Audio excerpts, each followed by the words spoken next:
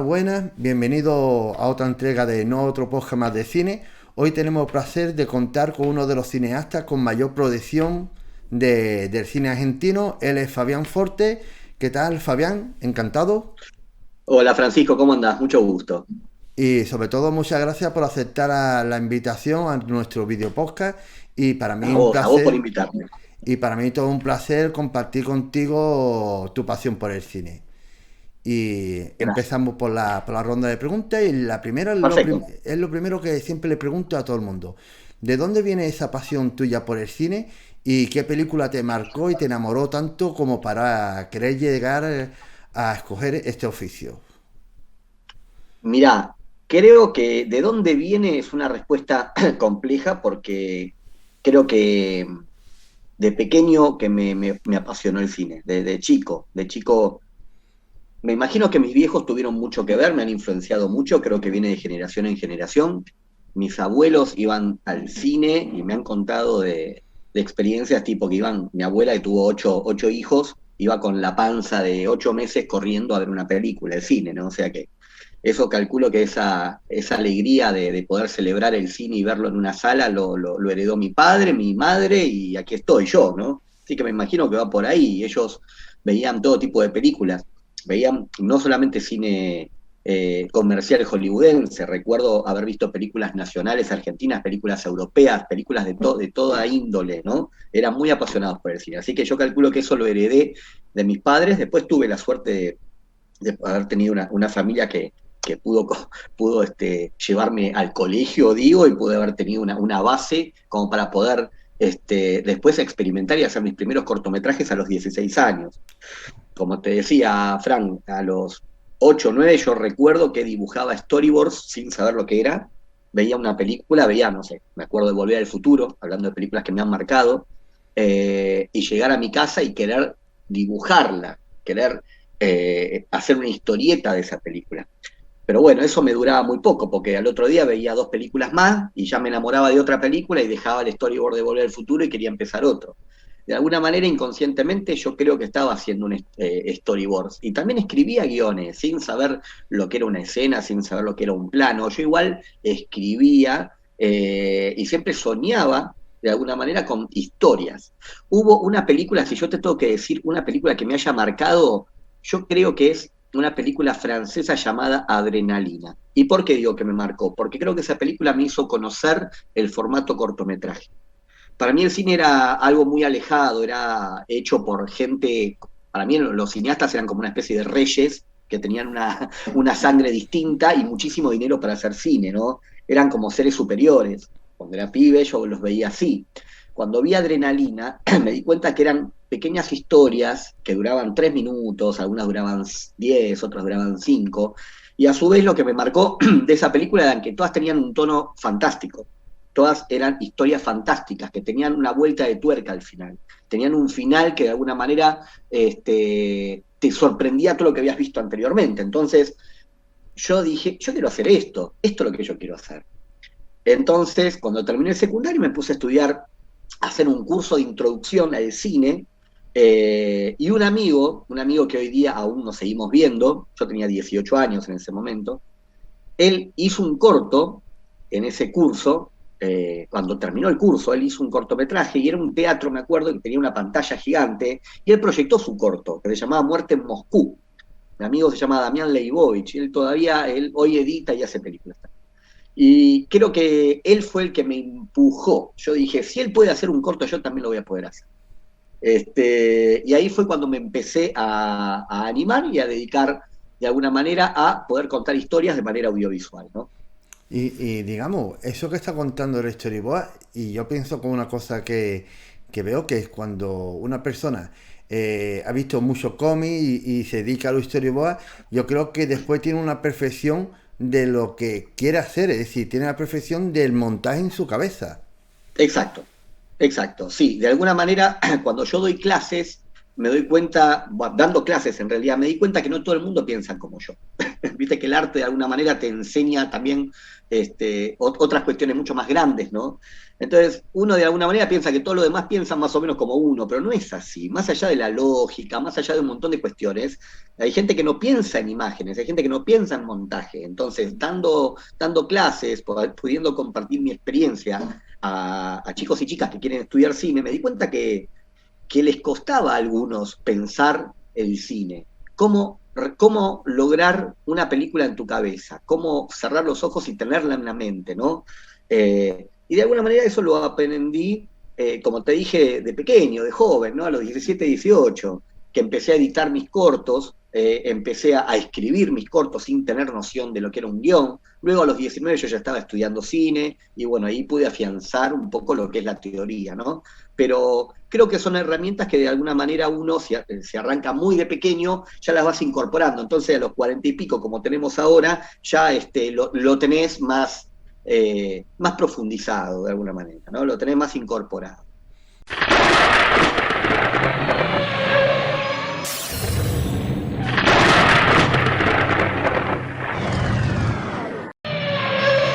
Y, y de tus comienzos, ¿cómo fueron un poco? ¿Aprendiste de manera autodidacta haciendo los cortos o cómo fue?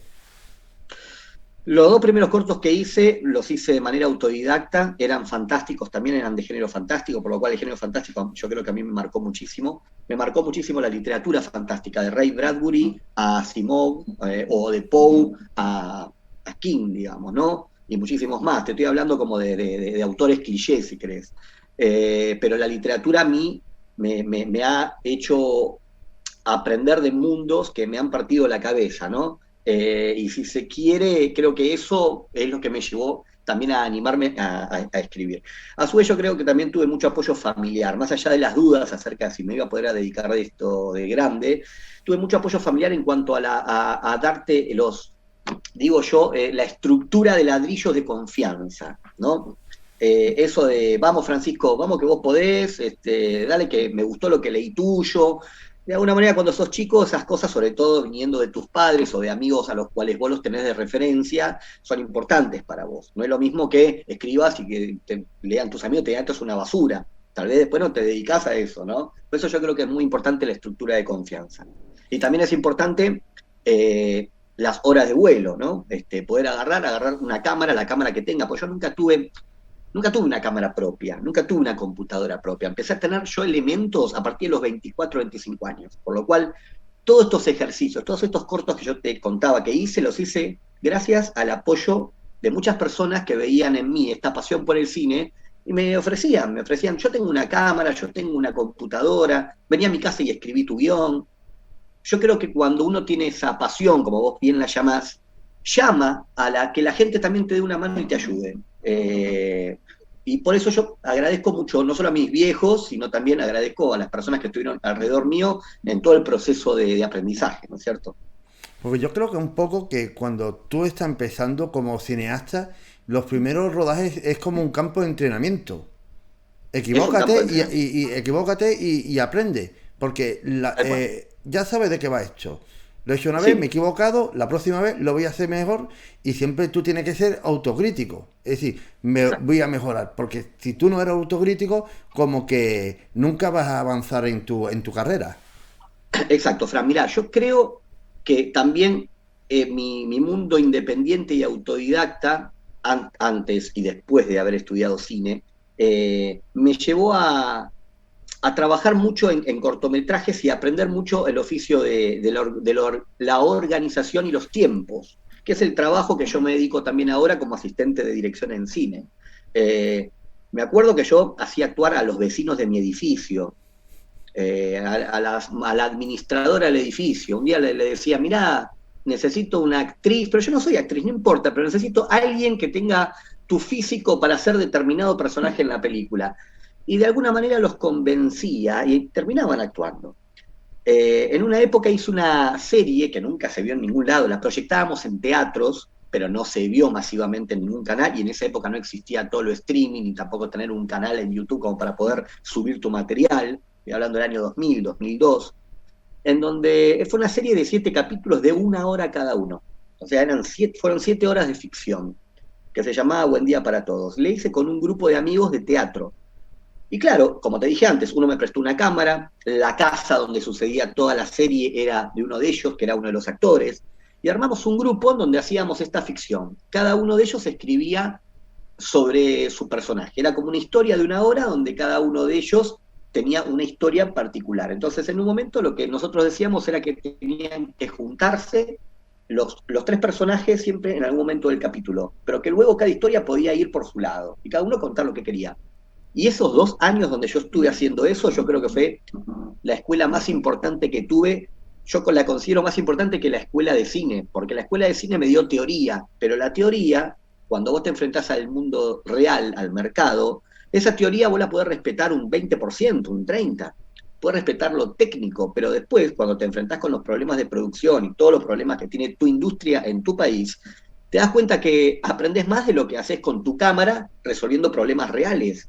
Por eso yo siempre insto a las personas que están estudiando cine a que agarren la cámara y se pongan a hacer, salgan un poco del escritorio, salgan un poco de estar escribiendo, que me parece que obviamente es la base, no escribir el guión, pero que también se enfrenten a resolver una escena, resolver cómo contar determinado momento, determinada acción, ¿no es cierto? Ahí es donde vos realmente aprendés muchísimo.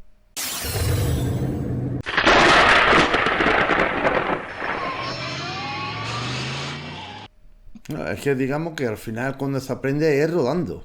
Y cuando Por estás supuesto, rodando, nadie va a venir a resolverte los problemas. por supuesto, ¿sí? Aparte aprendés algo que es fundamental, que quizás uno no lo tenga muy asumido, pero es a dirigir actores. La dirección de actores yo creo que es lo más complejo, porque vos aprendés de lentes, aprendés de posiciones de cámara, aprendés más o menos a contar la película. No te digo que tenés, yo siempre digo, no sé si tengo un estilo, mi estilo es resolver planes de rodaje, mi estilo es cumplir con las horas que tengo para hacer las escenas que tengo día a día. Entonces yo no sé si tengo un estilo, quizás el estilo es la temática, lo que cuento, más que cómo lo cuento. Lo que digo es que lo más difícil es dirigir actores, porque cada actor es una maquinita, cada actor es una persona diferente, cada actriz es una persona diferente. Entonces, vos tenés que conectar con esa persona para que esa persona pueda comprenderte y pueda ser el personaje que vos soñaste, ¿no? Y a su vez ahí Y, también ese personaje pasa a ser de esa persona también, y a su vez si el actor o la actriz lo tienen muy en claro, obviamente va a hacer crecer al personaje y te va a dar algo mucho mejor de lo que vos tenés en la mente. Y eso es muy complejo. pero también es un juego de dirigir actores, de jugar con él y saber también de psicología. De indicarle Exacto, que en qué momento está y cómo es el personaje y cómo tiene que actuar psicológicamente y que sepa interiorizar el personaje.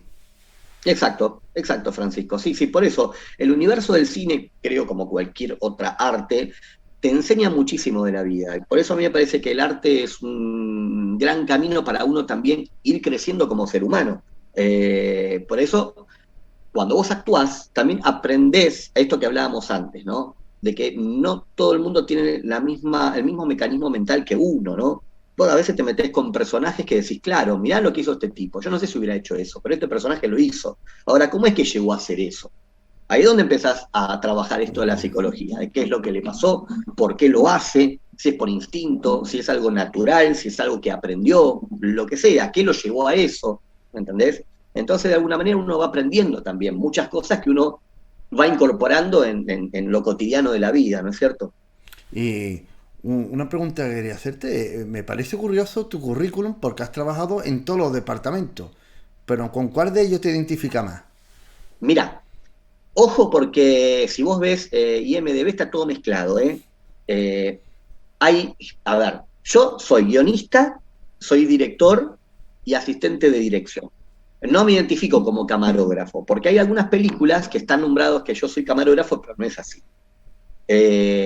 Yo trabajé en más de 35 películas como asistente de dirección, incluso hoy día trabajo de eso, y dirigí 11 películas como director y como guionista de las 11, 7. Hay otras películas que fueron guiones que escribieron otros colegas. O sea que me identifico con esos tres oficios, bastante. ¿Y cómo nace tu vocación de director? Como mi vocación de director. Yo creo que nace en el mismo momento en donde me decidí a hacer cortometrajes. Creo que una cosa salió de la otra. Y a su vez, si yo me pongo a pensar, Francisco, es como que toda mi vida está relacionado por el cine, porque era tan fan que soy tan fan. Lo que pasa es que de chico tenía otra visión y era más romántico que ahora. Eh, que terminé trabajando en un videoclub muchos años, y en el videoclub también fue otra escuela de cine. Fue una escuela de cine como visionador, fue una escuela de cine como cinéfilo. Ver películas no solamente porque yo quería verlas, sino también para chequear que el VHS esté en buenas condiciones. Y entonces así vi todo tipo de género también, ¿no? Ahí me agarró más adolescente, creo que hasta los 21, 22 trabajé en el videoclub. En una época en donde el video, el VHS, estaba en boga, ¿no? Eh, por eso te digo, yo creo que, y nada fue casual, todo lo busqué yo. No es que algo me cayó del cielo, todo lo busqué yo. Si me pongo a analizar, yo era que golpeaba la puerta de los videoclubes a pedir pósters de películas para tener en mi cuarto. Y yo era el que hablaba con los clientes y recomendándole películas. De alguna manera, todo eso hizo que el dueño del video me diga, che, flaco, vení a trabajar acá, que vos lográs que los clientes se lleven 4 o 5 películas por día. Este, entonces, es como que fue un camino que fui construyendo, ¿no? Y hoy día, obviamente, amo mi país, me siento un agradecido de poder estar haciendo películas en mi país, películas de género, que es un nicho dentro de un nicho, porque el cine nacional, el cine en argentino, fantástico, existe, está vivo, pero bueno, no, a veces no es bien considerado, a veces es muy vapuleado. eh, Entiendo que es un poco el folclore que sucede en todos lados del mundo, no me considero una víctima, ni nos consideramos una víctima, hablo un poco por todos los colegas que se dedican a esto. Pero bueno, nada, tengo la suerte de poder vivir de esto. Claro, hablando con el Moyano, pasó una cosa que él me dijo que casi toda la gente que hacía en cine fantástico en Latinoamérica, todo el mundo venía del cine guerrilla. Sí, sí, mis 3 primeras películas fueron películas independientes. La primera se llamó Mala Carne, que la hice en el 2002, luego Celo en el 2005 y Malditos Sean, que la hicimos en 3 años, en el 2008, 2009 y 2010. Es una película episódica de terror que la dirigimos con Demian Rugna, el director bueno, de Aterrados, de The Last Gateway, de varias películas. Con él siempre tenemos como el privilegio de trabajar juntos, ¿no? Él a veces edita mis películas, yo trabajo como asistente de dirección en las suyas, hemos codirigido Malditos Sean juntos, nos gusta trabajar juntos, ¿no? Y háblanos un poco de tu primera película. Imagino que quiero saber un Sí. poco cómo fue sacar adelante tu primera película. Mirá, Malacarne vino después de esta serie que te conté que hice en el barrio, que estuve 2 años haciéndola, que se llamaba Buen Día para Todos. Malacarne surgió eh, porque en un momento a los chicos les dije, a los chicos, al grupo, les dije, chicos, miren, hagamos una película, porque la serie no tiene mercado. Esta serie que hacíamos no sabíamos ni dónde mostrarla, era como un gusto que nos dábamos para que la vengan a ver nuestros amigos más cercanos, nuestras familias. Y le poníamos mucho trabajo, tuvimos 2 años haciendo eso. Entonces les dije, hagamos una película y tratemos de venderla afuera. Entonces yo escribí un guión donde ellos eran los protagonistas. Era un guión que sucedía todo dentro de una sola casa. O sea que lo pensé teniendo conciencia de los problemas de producción, siendo consciente de tener de alguna manera un proyecto que no sea inabarcable, que sea posible de lograr. No es que escribí una historia con 40 locaciones y 38 actores, no, eran 5 y una casa. Eh, y la hicimos con una cámara que en ese momento era una cámara que estaba de moda, que era una mini DV. Y bueno, la grabamos en 5 o 6 días, si mal no recuerdo, en los fines de semana, que eran los momentos donde ellos no trabajaban, donde yo no trabajaba, todos teníamos un trabajo diferente. Y bueno, existe un festival que se llama el Buenos Aires Rojo Sangre, el BARS, que es un festival muy reconocido, sobre todo en Latinoamérica, de cine de terror, cine de género. Y empecé a investigar un poco y dije, uy, mira, acá hay un festival en el país que aceptan películas de terror. Y ahí la mandé. Fue el primer festival donde fue mi película. Y ese festival no solamente proyectó la película y funcionó como una vidriera para el público, sino que también los directores me ofrecieron otros contactos. Me dijeron, mira, hay un festival en Estados Unidos que está buscando películas de género, mandásela, yo se la envié a otros festivales. Y bueno, en el 2003, este festival de género estadounidense, creo que se llamaba Fearless Tales.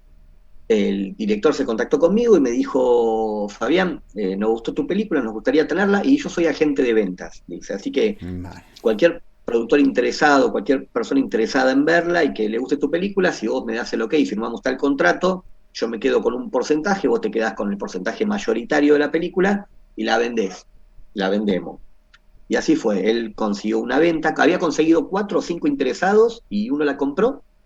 Y me acuerdo que lo que nos habían pedido era trabajar un nuevo final, nos habían reescrito un final nuevo que ellos querían que hagamos, y trabajar el sonido, porque el sonido era muy trucho, digamos, no era bueno.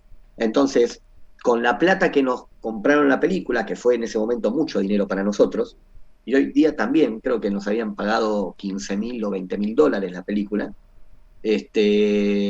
a nuestro cambio es mucha plata hoy. Era una película súper chiquita, acordate, la hicimos con una cámara y en 6 días. Ahí cambiamos el final, junté al equipo, a los actores y rehicimos los últimos 5 minutos de película de acuerdo a lo que ellos querían.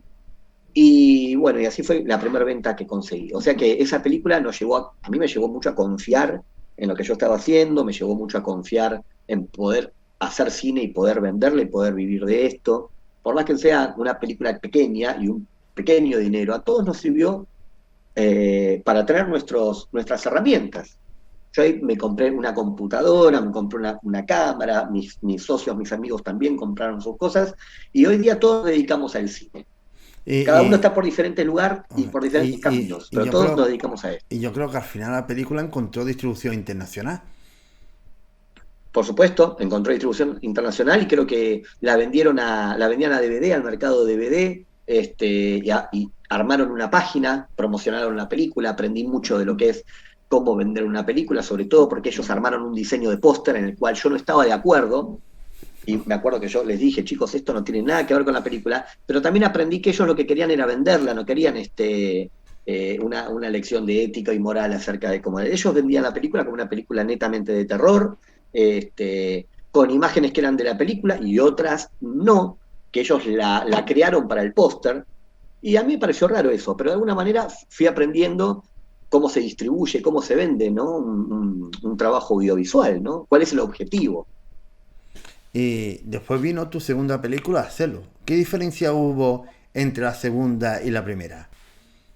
Bueno, básicamente la diferencia fue, primero, temática, fue una película, un thriller erótico que surgió de tirar ideas junto con los dos productores de la película, que fueron Martín Borisenko y Carlos Echevarría, que eran los protagonistas de la película. Con ellos nos juntábamos a soñar alguna historia para contar. Carlos Echevarría venía de protagonizar varias películas, una de ellas fue Garage Olimpo, por ejemplo. Martín Borisenko también había hecho mucho cine. Y dijimos, che, vamos a hacer una película. Entonces empezamos a tirar ideas, hicimos una especie de trabajo de brainstorming, y yo escribí un guión que me llevó un par de meses, le presenté a ellos la primera versión y les había gustado mucho, era acerca de un triángulo amoroso perverso, ¿sí? Una película sobre un voyeur que deseaba a la mujer de su mejor amigo.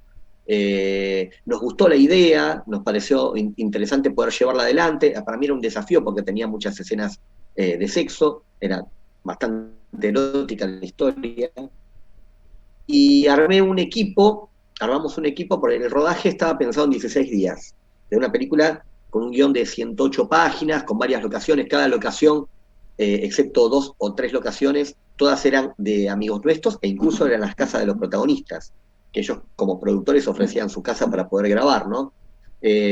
Armamos un equipo de dobles cabezas de equipo, teníamos 2 directores de fotografía, teníamos 2 asistentes de dirección, teníamos 2 sonidistas, entonces ellos se iban rotando, depende del fin de semana quién iba y quién no.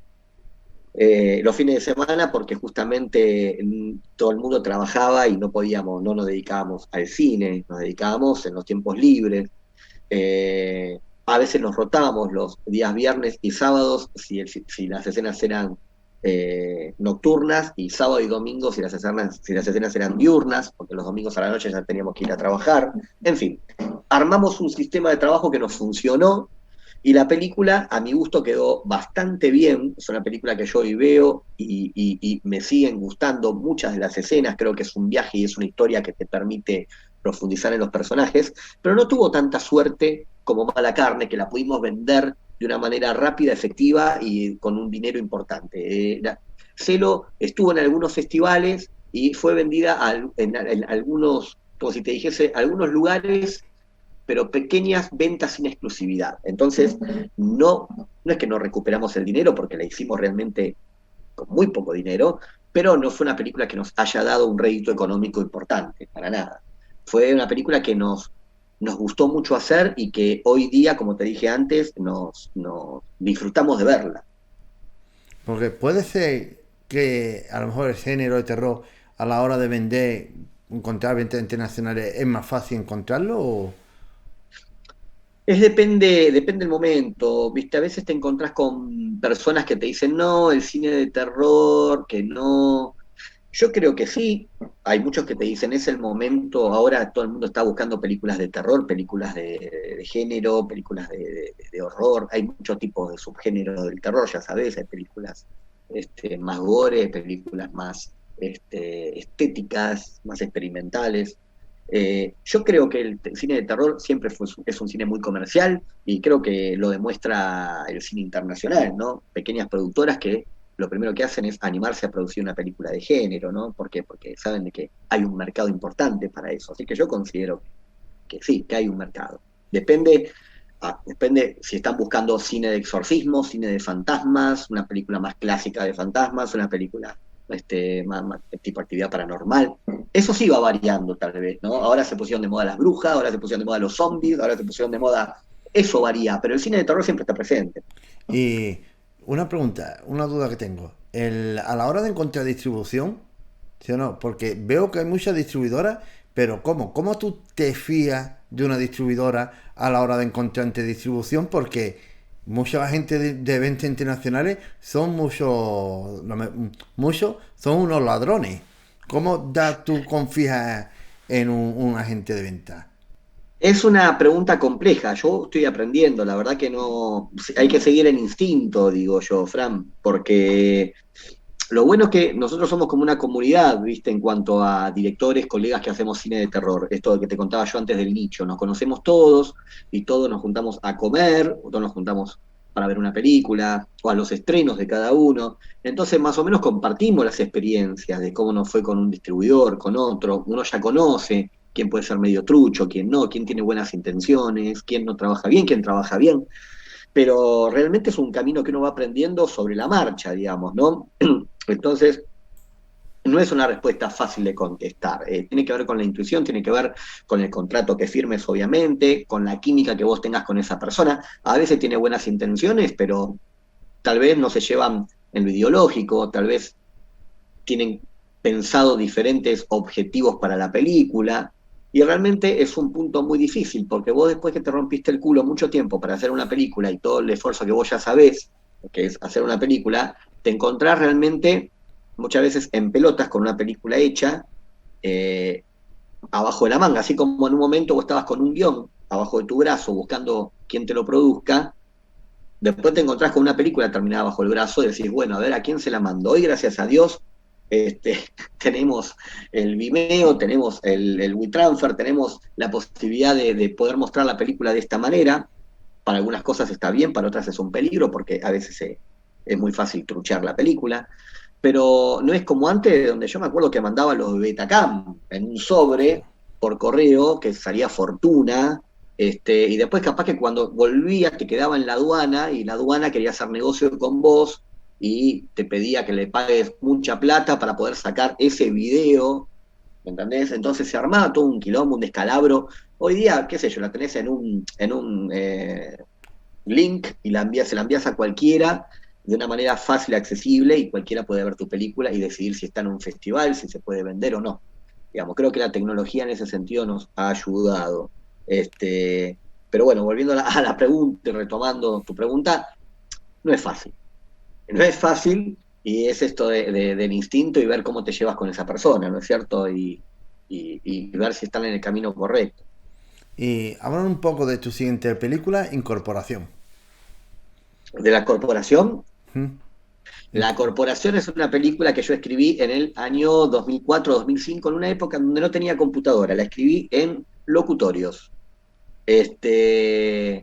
A la noche se ponía a escribir esa historia, que en principio era una historia muy diferente, pero sí tenía que ver con una empresa que de alguna manera te realizaba el sueño que vos querías, la relación ideal, la relación ideal para vos, lo que sea compatible para tu vida, el sueño que vos tengas, un amigo si querés, en una sociedad en donde los vínculos prácticamente no existían y todo se maneja por dinero y por contratos, ¿no? Y era un poco el puntapié de la corporación.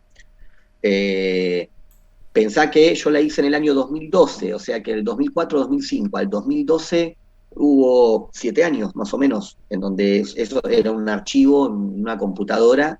Tuve un productor que leyó el guión, le gustó, y me dijo, yo vamos a lograr que esta película sea posible. Me había pedido corregir el guión, que muchas veces pasa eso, ¿viste? Que después con el tiempo aprendés que no. Todas las personas donde le das el guión te piden cambios de guión sin siquiera haber firmado un contrato ni nada establecido. Y uno cuando es un pibe, un pichi, lo hace, y después te das cuenta que no es así. Es Que que si querés cuando, que te cambie el guión, si querés que te cambie el guión, firmemos un contrato y vayamos seriamente. Porque si no, todo el mundo quiere hacer la película que ellos quieren, no la que vos querés hacer. es que si va, Entonces, sí, sí, ¿eh? si va un guionista, perdona, si va un guionista con la película entera escrita, es que te ha llevado por lo menos 5 o 6 meses escribiendo y no te van a pagar. Claro, tal cual. Acá todo el mundo te dice, escribite una serie, como si fuese fácil, como si fuese una boludez escribir una serie. Tipo, la escribís en una semana.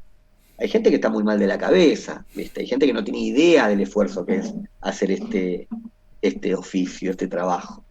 Este, bueno, la cuestión es que este productor la tuvo varios años, este productor después no la pudo hacer, y bueno, al final, trabajando como asistente de dirección, yo conocí mucha gente, no solamente actores y directores, también conocí productores, y una empresa productora con la que trabajé como asistente de dirección me preguntó si yo tenía algún proyecto y le di la corporación, que se llamaba Hit Life, nada que ver, tenía otro nombre.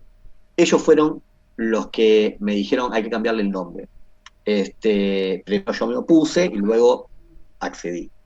Y bueno, y ellos fueron los que presentaron el proyecto al Instituto Nacional de Cine y Artes Audiovisuales, que es el ente que nos da aquí un apoyo económico para poder hacer películas. Y bueno, gracias al Inca, gracias a esta productora también que presentó el proyecto, y bueno, gracias a mí que escribí el guión y que llevé adelante el proyecto, hicimos la corporación, esto fue en febrero del 2012. El elenco, mirá, yo tenía pensado un actor que luego no pudo ser, y yo bueno, sigo muchísimo teatro, el teatro me encanta, incluso me doy el lujo de actuar porque he estudiado teatro mucho tiempo, entonces estoy bastante al tanto del teatro actual, y lo vi a Osmar en una obra de Daniel Veronese, a Osmar Núñez, y dije, este actor tiene que ser el protagonista, tiene que ser Felipe Mentor, que es el protagonista de la corporación. Así que lo encaré a él, le di el guión, él por suerte conectó enseguida con el guión, estaba muy contento de la historia. A veces no sucede eso, a veces el actor necesita trabajar y bueno, y está, y va a dar lo mejor de él, pero te das cuenta que es porque necesita trabajar. Y hay otros actores que se comprometen con el personaje y con la historia porque se sienten tocados, se sienten identificados, y eso es lo mejor que te puede pasar, porque va a dar lo mejor, no va a ser solo un trabajo. Y tuve un gran elenco, lo tuve a Osmar Núñez, la tuve a Moro Angeleri, la tuve a Sergio Boris, lo tuve a Karina K, a Federico Lupi, que es un emblema como actor argentino. Así que bueno, fue una hermosa experiencia, pero la película no corrió la suerte. A ver, fue una película que al día de hoy me siguen escribiendo y me siguen llamando, y la gente se identifica mucho con los personajes.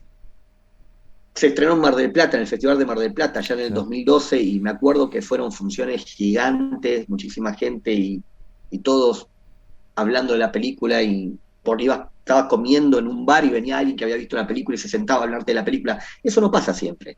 Hay películas que haces que tal vez no tengan ese feedback, ¿viste? Hay películas que haces que tal vez guste y tal vez no tanto, y tal vez no guste, ¿me entendés? Y vos te das cuenta de eso, te das cuenta en cómo te mira la gente, en cómo la gente quiere hacer participar su opinión, ¿no? Sobre la película. Y La Corporación creo que es una película bendita en ese sentido. Después, lamentablemente, no creo que haya tenido la vidriera que necesitaba para festivales internacionales. Es una película que, creo yo, se manejó bien a un punto. No sé si fue la película que hayan enviado, porque es una película de los productores sobre todo, ¿no? Yo soy el responsable como autor, pero después la película queda a mano de los productores. Entonces, el destino de la película, a dónde va la película, si se vende a Netflix o si primero se hace el circuito de festivales, eso ya es una decisión de los productores, ¿ok? Un poco tiene que ver un poco con la distribución y lo que hablábamos antes. A veces uno con los productores firma un contrato en donde el corte es de ambos, en donde ellos tienen la prioridad de manejar la película, ¿entendés? Entonces vos solo sos un autor-director y el destino de la película ya no pasa tanto por vos. Sí el destino artístico, sí cómo va a terminar, pero no lo que va a pasar con esa película a futuro. Entonces a veces nosotros como directores no podemos tener ahí digamos, la manija para poder acceder a, che, pará, esta película mandala a tal festival o a tal otro, ¿ok?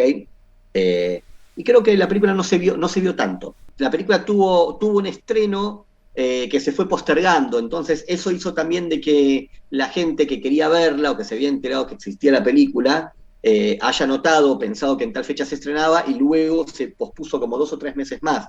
Entonces fue un estreno a los tropezones y creo que no la vio la cantidad de gente que podría haber visto la película, porque creo que es bastante comercial e incluso me han ofrecido hacer remakes de la película que al final luego no se concretaron. Pero yo creo que es una película bastante comercial que podía haber funcionado mucho mejor internacionalmente a lo que funcionó. Por eso te digo que, por un lado, lo que me dio el público hace que yo quiera mucho a la película. Y por otro lado, también siento un sinsabor porque fue una película que creo que podía haber llegado a mucho más que lo que llegó. ¿Y cómo fue trabajar con un genio como fue Federico Lupi? Fue muy sencillo, más sencillo que a veces trabajar con un actor que no lo conoce nadie, que tiene un ego enorme. Federico ya, un actor que ya estaba de vuelta, no necesitaba de demostrar quién era. A él le gustaba mucho trabajar con directores jóvenes, yo en esa época era joven, era más joven que ahora, y nos juntamos en su casa, me habló del guión, me habló que le había gustado mucho el guión, me había pedido si por favor podía cambiar algún diálogo. Yo le dije, por supuesto, a mí me gusta mucho trabajar, ensayar con actores, obviamente con él no ensayé, pero sí vimos palabras y frases que podían llegar a tener un poco más de contundencia dichas de otra manera. Y eso es algo que yo trato de modificar, creo que es una de las últimas reescrituras que hago cuando trabajo en una película, ensayar con los actores y anotar qué quitar de esos diálogos, qué agregar de esos diálogos, qué palabra no me funciona al oído y cambiarla, ¿no? Eso tiene un poco que ver con esto del manejo de actor y de las actrices, ¿no? Que decíamos antes, ¿no? Un guión, escribir diálogos no es fácil. Una vez se escribe diálogos, obviamente, la mayoría de los diálogos para dar una información concreta, pero a veces son diálogos muy, muy acartonados, entonces tenés que ver cómo funcionan los actores, ¿no? Y bueno, creo que con Federico fue muy fácil ese trabajo. Él tenía una escena de 4 minutos aproximadamente en la mitad de la película, era una escena de mucho diálogo, él representaba a esta organización, a esta corporación, le gustaba mucho su personaje y fue muy, muy sencillo trabajar con él. La verdad que muy sencillo siempre para mejorar la película. Y luego después te llega la oportunidad de hacer Socio por Accidente uno y 2. Exacto, Imagino que fue un encargo. ¿Y cómo sí, surgió cómo surgió la oportunidad de hacer estas dos películas? Y sí.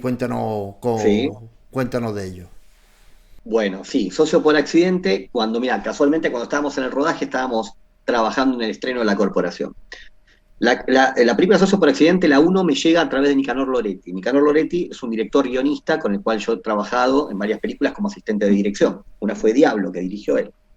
Y un día se me acerca y me dice, mira Fabián, me ofrecieron dirigir Socios por Accidente. Es un guión que a mí me gusta, es una buddy movie, es comercial, es una película comercial, me gustaría que la hagamos juntos. Con Nicanor nos llevamos muy bien a la hora de pensar el cine, a la hora de hablar de cine, a la hora de tener los mismos gustos. Entonces dijimos, bueno, a ver, lo voy a leer. Lo leí y me pareció que era una muy buena oportunidad para poder hacer cine comercial. Me pareció que el guion estaba piola, que era inteligente. Me pareció que, nada, que iba a llegar a ser una gran película, que podía ser una gran película comercial. Así que acepté, le dije, Nica, vamos para adelante, me encanta. El protagonista era José María Listorti, que es un actor, un comediante que salió de Showmatch de Tinelli, ¿no? Que es un productor donde hace 30 años que viene haciendo un programa de televisión aquí en este país. Y bueno, y lo conocimos a José María, conocimos a Pedro Alfonso, que era el compañero, el coprotagonista, que en ese momento, y al día de hoy creo que también es bastante popular. Ellos eran los dos actores que obviamente, los productores nos exigían que sean los protagonistas. Desde ya José María Listorti era uno de los productores.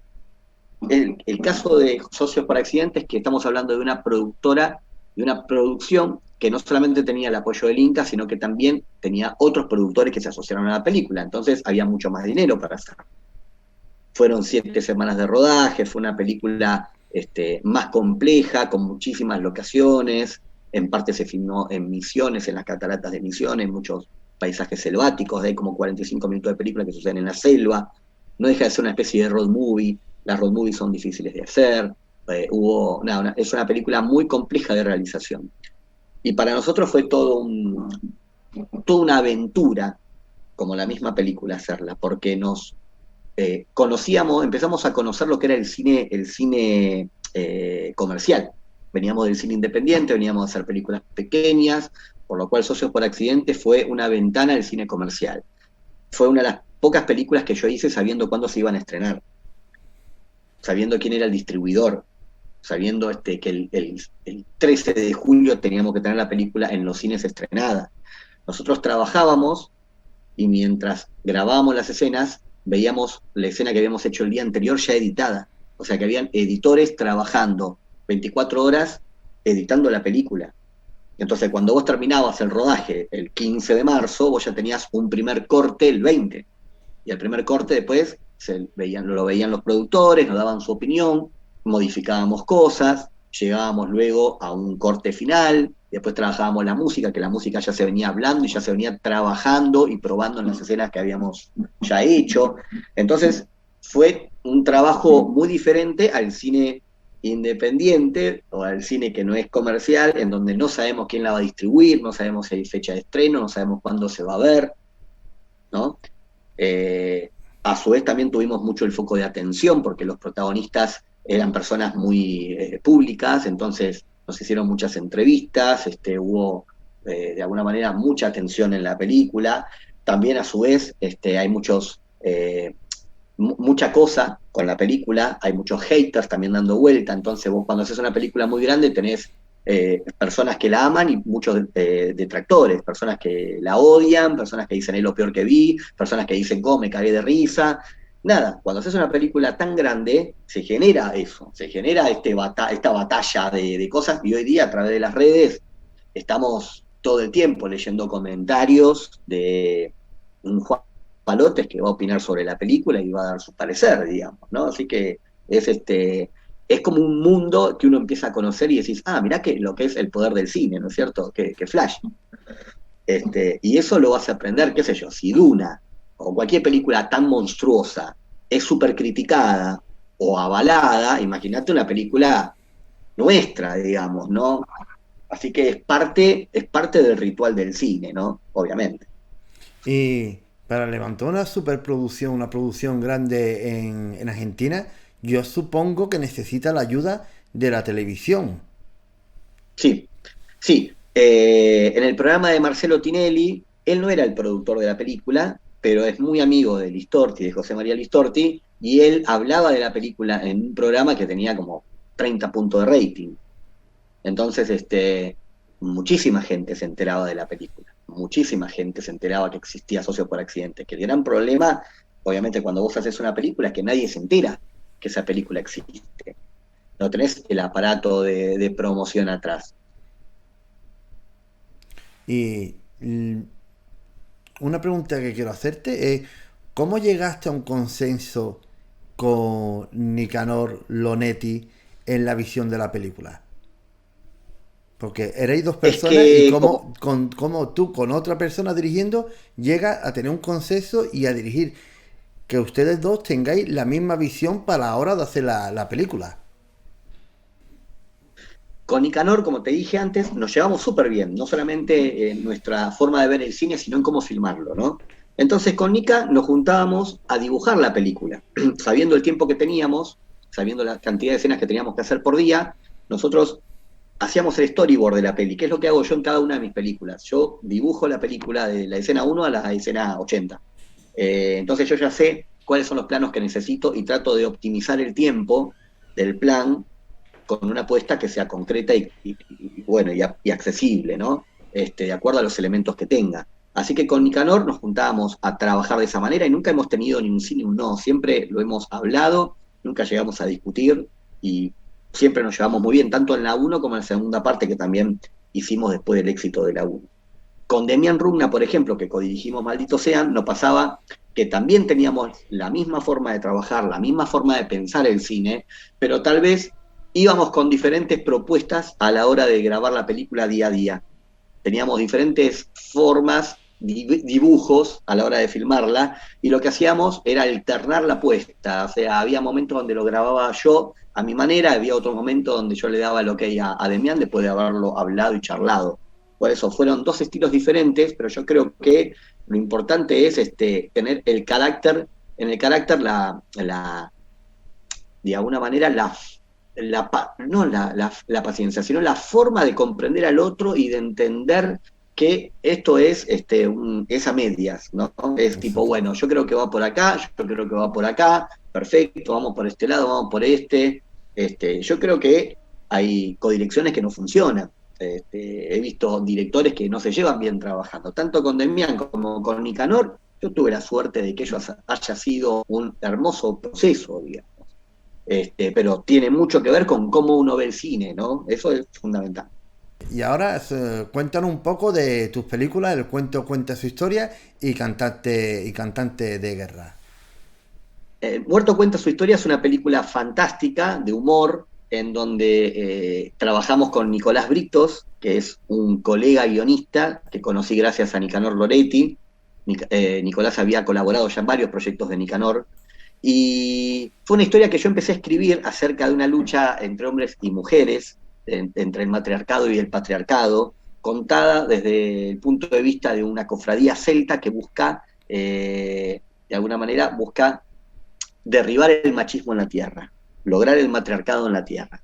Entonces, a través de esta idea y de estos conceptos, creamos la historia de este publicista, un tipo muy ególatra, un tipo muy infiel de su mujer, que bueno, es tomado como rehén y vampirizado por estas diosas celtas. Una película muy compleja, con efectos visuales complejos, donde teníamos un storyboard muy elaborado, sobre todo de las secuencias de efectos visuales, que hablando un poco de esto, los efectos visuales en todas las películas que requieren de mucho trabajo de VFX, requieren de mucha planificación, de mucho tiempo, no solamente de dinero, sino también de mucha planificación y tener la cámara en el lugar adecuado para que el efecto funcione y para que el efecto no salga más dinero, ¿no? de lo que ya está establecido presupuestariamente. Entonces, por eso digo que cada película es un aprendizaje. Y El Muerto cuenta su historia fue una película muy bien recibida en festivales de género internacionales como el BIF, como el Fantasia. Ya. La verdad que hemos quedado muy conformes con ella, a pesar de que es una rara avis, ¿no? Es una película que de vez en cuando está en la televisión, pero es una película que cuando el público la ve me dice, mierda, nunca vi una película argentina de este tono, ¿no? Así que es una película que llama mucho la atención, si se quiere. Cantantes en Guerra, por lo contrario, es una película comercial. Es una película que me ofrecen hacer basada en un guión que le habían presentado a la productora Cinema Group, que es la misma productora que hizo Socios por Accidente y La Corporación. Y Cantantes en Guerra fue un trabajo como director. En este caso no era un guión mío, no era yo el autor de la película como El muerto cuenta su historia, sino que era un trabajo como director, y fue una película para mí sumamente, sumamente positiva, porque fue un desafío para mí contar una comedia sobre dos cantantes, casi un musical, sobre dos cantantes muy exitosos, en donde a su vez la película, la producción también tenía que soportar esta idea de dos cantantes exitosos, con shows en vivo, con muchísimos extras, también con muchísimos VFX, muchos planos con intervenciones digitales para crear más cantidad de extras en los shows. También fue la tercera colaboración con José María Listorti y Pedro Alfonso. Eh, Tuve la suerte también de poder trabajar un poco en el guión, o sea que el guión tuvo 8 versiones y yo trabajé en las últimas 2 para lograr que, a mi modo de ver, la película tenga un mejor cierre, que es una película más posible que el guión que yo había leído, que me habían presentado, ¿no es cierto? A veces yo trabajo, intercedo en los guiones como guionista y como director, porque tengo la película en la cabeza, la empiezo a imaginar, empiezo a ver cómo contarla, y en base al dinero que hay previsto para hacerla, digo, che, esto lo podemos hacer y esto no. Entonces yo ahí trabajo con los productores, les cuento lo que yo les propongo, trabajo con los guionistas y llegamos a un común acuerdo para lograr un resultado acorde y que se pueda llevar adelante, ¿no?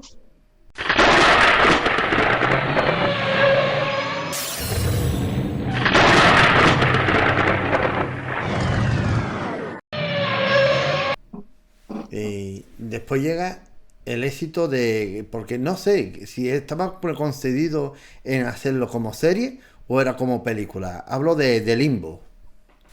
Limbo es, yo digo que es una película porque la editamos también como un largometraje de 1 hora 10 minutos, pero fue concebida episódica, ¿sí? Para teléfonos celulares. Fue un proyecto que concibió Nicolás Britos. Él fue quien me llamó para hacer este proyecto, para dirigirlo. Alguna vez él me había contado la idea del proyecto de una pareja que se conoce a través de videollamadas y no deja de ser una historia de fantasma detrás. A mí me enamoraron los personajes y a su vez fue un desafío también poder crear todo el sistema de relación de ellos, ¿no? A través de las redes, que en ese momento, en el año 2018, no estaba tan de moda como ahora después de la pandemia, que hubo muchísimas películas que se hicieron a través de las redes y de cámaras de computadora. Nuestras cámaras eran cámaras que no eran las cámaras de una computadora. Nosotros teníamos que recrear esa ficción, por lo cual fue un desafío tanto para el director de fotografía como para Nicolás el guionista, para los actores también. Conté con Demián Salomón, que es un actor con el cual yo trabajo siempre, es un gran actor, y con Ingrid García Johnson, que es una excelente actriz que yo no conocía, y cuando empezó a trabajar en nuestra serie me empecé a ver su material y la verdad que nos encontramos con un ser hermoso, primero, una gran actriz, y segundo, una actriz súper talentosa que le dio muchísima vida al personaje. Es muy orgánica. Uno de los desafíos de la serie era que se vea una conversación real, no una película, no una ficción. Que el espectador sienta que está en una conversación real de dos personas que se están conociendo y se gustan. Eso fue un poco el desafío y traté de que ambos se vean muy naturales, tanto Demián como Ingrid. Y ambos tienen ese don de poder romper esa barrera y que se vean los dos como dos personas que están hablando realmente, ¿no? Desde el corazón. Y bueno, fue una serie que Nicolás logró no solo la producción aquí en Argentina, de Mario Levitt, sino que también logró la coproducción con España, de aquí Allá Films. Así que fue un trabajo que a mí me encantó hacer, muy corto, eran 10 días de rodaje los estipulados, la resolvimos en 8 días. Los capítulos son cortos también, y a veces son planos secuencia, y a veces son planos que a través de determinados clics, algunos contienen fantasmas y otros contienen como cierta información subliminal, hay algunos pequeños cortes, ¿no es cierto? Pero hay mucho trabajo de postproducción en esa serie, mucho trabajo de postproducción, no solamente desde el sistema con el cual ellos se comunican, sino también en estos glitches y en estos fantasmas que van apareciendo cuadro a cuadro a medida que se va rompiendo la comunicación entre ellos. Y claro, lo que te iba a preguntar es que ¿cómo lograste prevenderla a la plataforma Play Z de Televisión Española? Y si esto tuvo algo que ver de que era una serie en plan transmedia.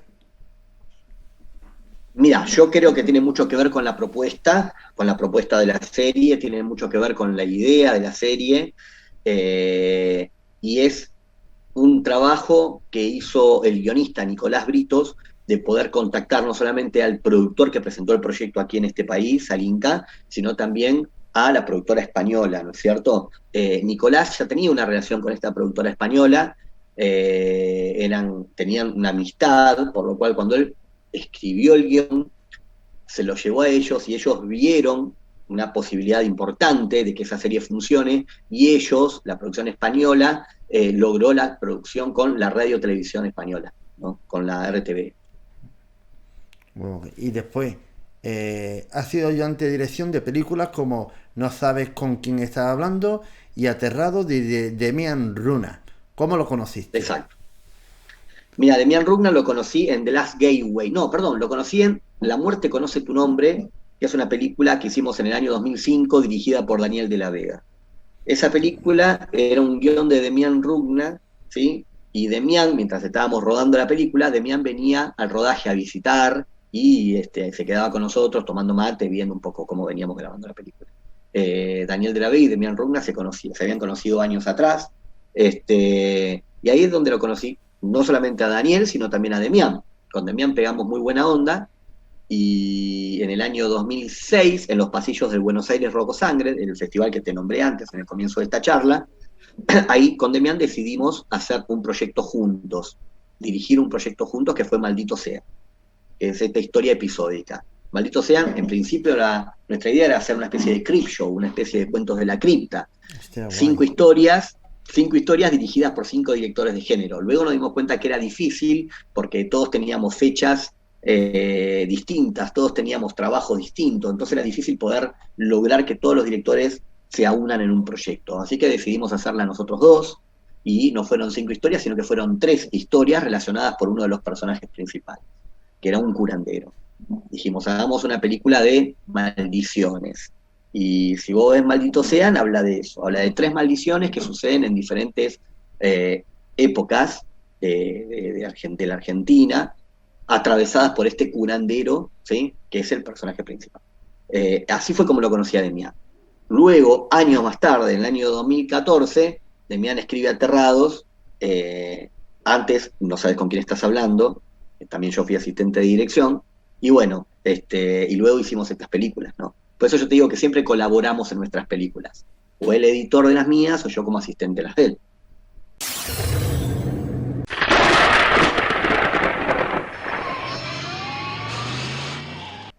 Claro, es que siempre he visto que hay una especie de colaboración siempre entre tú y Damián. Y digo yo, aquí hay un nexo, una unión muy fuerte de compañerismo y de que os compenetráis y sabéis trabajar juntos. Exacto, si vos te fijas en los títulos, El muerto cuenta su historia, y Limbo las editó Demián, por ejemplo. Ah, o sea, y sobre todo felicidades por el gran éxito de Aterrado, que para mí es una de las mejores películas que se ha hecho de terror en estos últimos años. Sí, estamos muy contentos con Aterrados, muy contentos. Yo la veo mucho en las listas mundiales de crítica especializada de género como una de las mejores películas de terror del siglo XXI, por lo cual nos enorgullece mucho.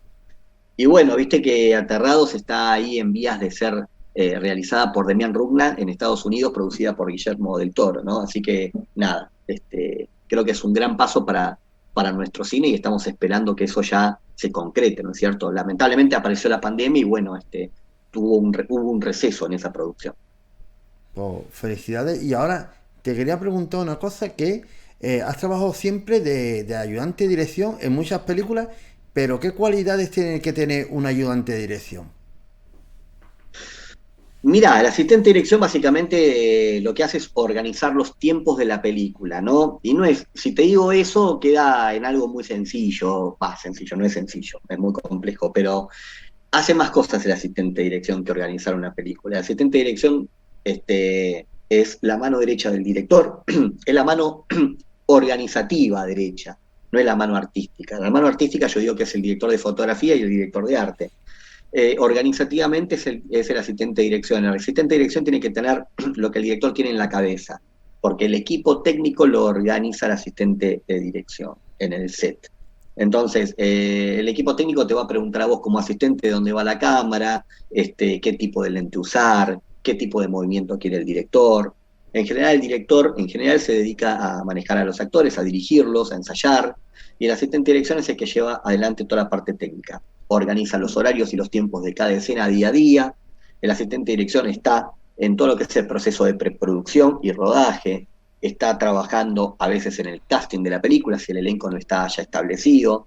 El asistente de dirección es el que ordena a los actores, ordena sus agendas, es el que arma la prueba de vestuario, los ensayos, es el que va a ver locaciones junto con el director, es el que toma nota de todos los pedidos del director. Sos el nexo entre el director y todo el equipo técnico. Por lo cual el trabajo del asistente de dirección es muy fuerte, sobre todo cuando la película la dirige alguien que es operaprimista. Un operaprimista, en su primera película, tiene a veces una ilusión que la realidad no es tal cual él la pretende que sea. Entonces, uno a veces pretende hacer una película al estilo Kubrick y tener solamente 200 pesos en el banco y 3 semanas de rodaje. Entonces, el asistente de dirección es el que tiene que traer al director a tierra y organizarlo y a su vez recomendarle cómo filmar las cosas, ¿no es cierto? Entonces, es muy importante para un ópera primista tener un buen asistente de dirección, tener un buen director de fotografía, ¿sí? Tener a buenos especialistas, digamos, como mano derecha para poder sacar adelante la película, digamos. Así que el trabajo del asistente de dirección es un trabajo muy complejo, que yo te lo acabo de resumir en unas palabras, pero necesitas de un curso como para definirte exactamente todas las cosas que haces. Porque aparte cada proyecto es diferente y cada director es diferente. Hay directores que tienen un timing y una forma de hacer las cosas que son accesibles y coherentes, y hay otros directores que no. Entonces, vos como asistente de dirección también te tenés que adaptar a cada director, que quiere hacer su película a su manera y a su forma, ¿no? Y hay tantas formas de hacer una película que vos tenés que tener la capacidad de poder adaptarte a la mente de cada uno de ellos, ¿no es cierto? Por eso es un trabajo difícil, y a su vez es tan difícil que a veces vos te tenés que oponer al quien te contrató. Vos le tenés que poner límites a la persona que te contrata. Así que imagínate lo complejo que es la tarea, que le tenés que decir que no a la persona que te dio el trabajo. Ya lo sabrás vos, Francisco. Yo lo llamo también un poco como el poli malo en rodaje.